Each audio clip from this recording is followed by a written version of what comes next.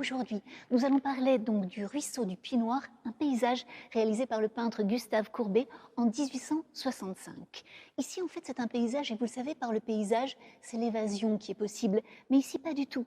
L'horizon est bouché, c'est comme l'anti-paysage. Regardons la chose d'un peu plus près.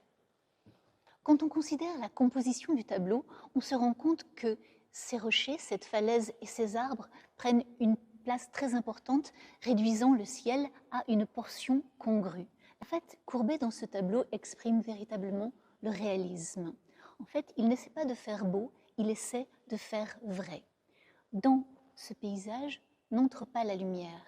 Il ne voit pas pourquoi il placerait des reflets gracieux sur l'eau, puisque la lumière ne va pas jusque-là. En fait, Courbet n'idéalise pas. Et en fait, il a du courage, en étant moderne de cette manière, eh bien, de ne pas mettre de personnages, de petits objets colorés, de balançoires, que sais-je.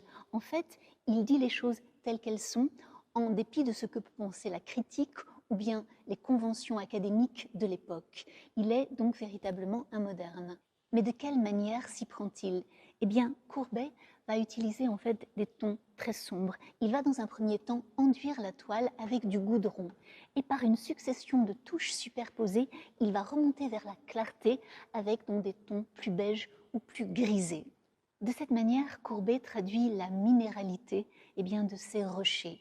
Il peint au couteau, on dirait qu'il peint avec une truelle. Résultat, ces tons opaques traduisent à merveille le côté solitaire, le côté caché, l'humidité donc de ce lieu qu'il va donc peindre X fois, puisque c'est la campagne de son enfance, c'est sa géographie intime. Où sommes-nous? Nous sommes à Ornans, en Franche-Comté. Ce paysage, c'est l'entrée des gorges de la Brème. C'est le paysage qu'il a peint le plus souvent. Alors pour conclure, en fait, il y a un paradoxe avec cette œuvre. Pourquoi?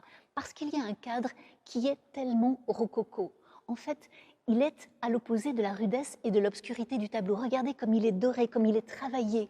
Alors la question qu'on se pose, c'est Courbet aurait-il validé cela? Pas sûr. Cependant, la préciosité de l'un renforce le caractère brutal de l'autre. Et ça fonctionne.